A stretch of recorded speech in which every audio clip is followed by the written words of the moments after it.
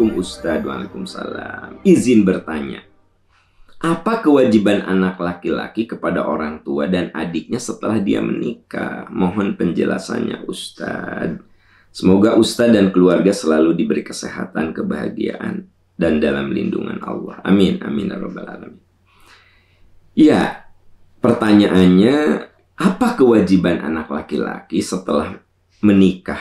Kewajibannya terhadap orang tua dan adiknya, adik-adiknya. Begini, Bapak Ibu, sahabat-sahabat tercinta, anak laki-laki itu punya kewajiban yang berbeda dengan anak perempuan. Ya. Anak laki-laki itu dia berkewajiban menafkahi istrinya.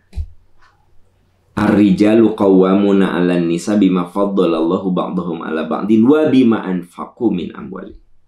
Kewajiban laki-laki sebagai suami wajib menafkahi anak dan istrinya. Bila orang tuanya tidak mampu, catat, bila tidak mampu, maka kewajiban anak laki-laki untuk menafkahi orang tuanya. Itu kewajiban anak laki. Makanya ibu-ibu harus paham, kalau suami Anda masih memperhatikan orang tuanya secara finansial, kenapa? Itu kewajibannya. Masih memperhatikan, membiayai adik-adiknya. Kalau orang tua suami Anda tidak mampu, sudah uzur, sudah tidak produktif lagi, maka anak laki-laki berkewajiban. Gitu. Nah, ini yang seringkali jadi bahan percekcokan dalam rumah tangga. Jadi istri nggak terima gitu. Kenapa suaminya masih menghidupi ibu bapaknya, adik-adiknya? Ya karena laki-laki itu punya kewajiban gitu. Tapi bagi kaum laki-laki, kalau orang tua Anda berkecukupan, ternyata mertua Anda yang berkekurangan, maka suatu amalan soleh yang mulia ketika kita memperhatikan mertua kita. Karena walau bagaimanapun dia adalah menjadi orang tua kita. Dan itu menjadi pintu kebaikan. Saudara-saudaraku tercinta, jangan lupa ya bahwa pintu surga itu banyak. Tapi al-walid awsatu abwabil jannah fa in syi'ta fa'adhi' dzalikal bab aw ihfadhu.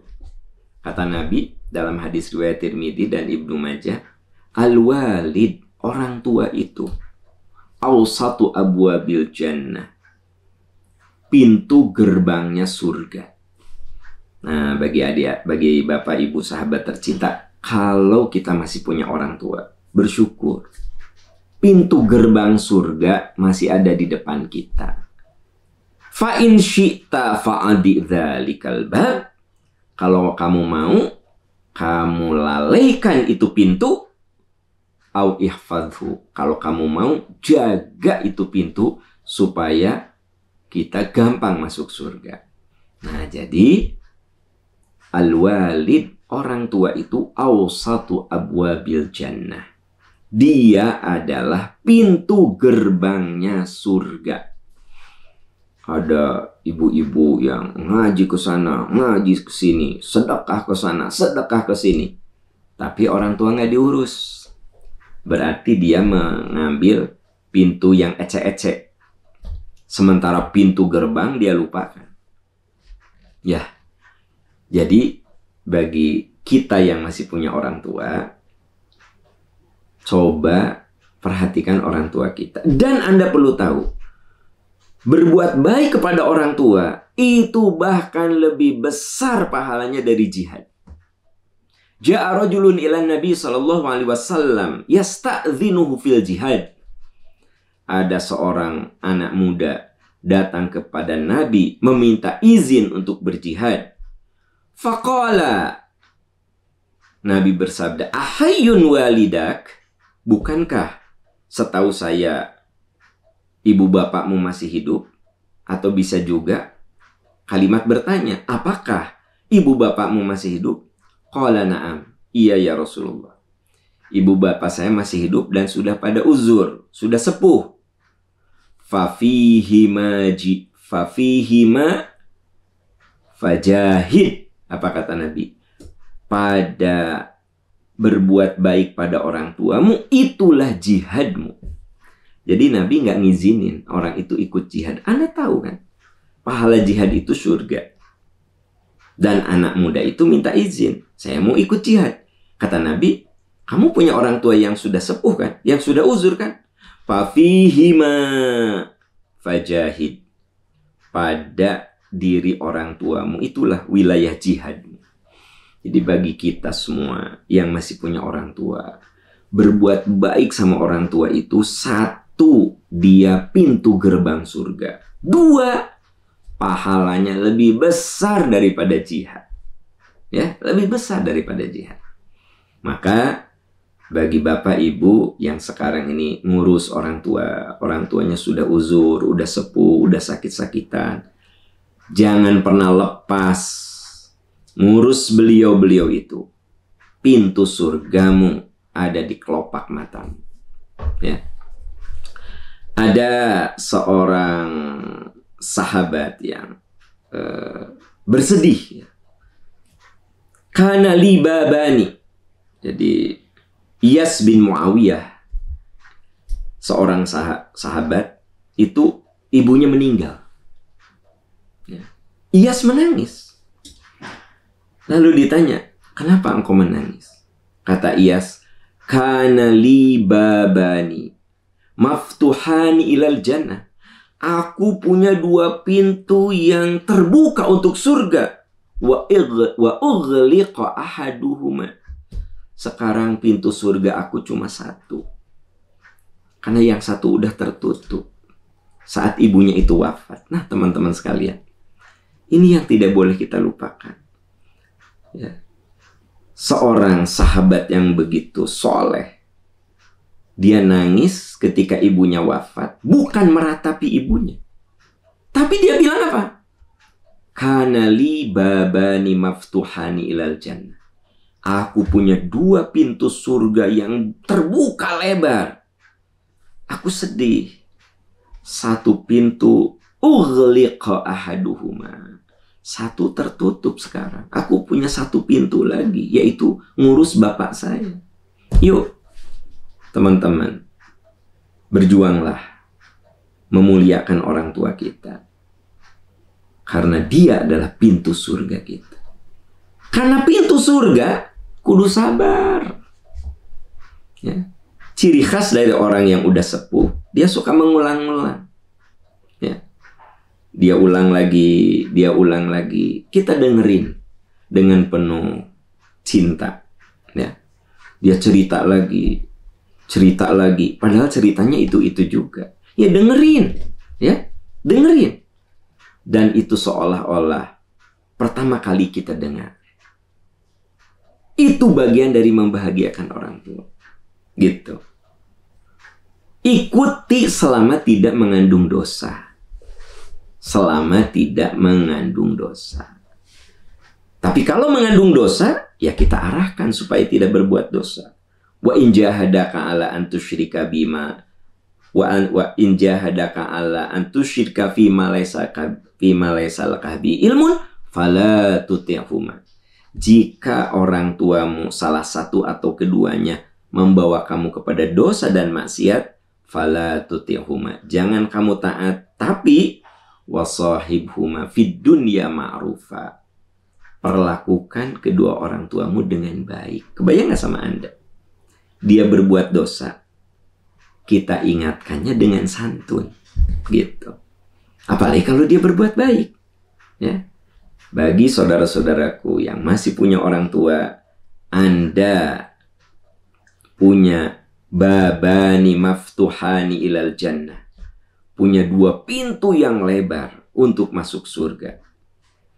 Kalau salah satu di antara mereka sudah wafat, maka pintu surga Anda cuma satu. Saya, pintu surganya cuma tinggal satu lagi. Ibu saya.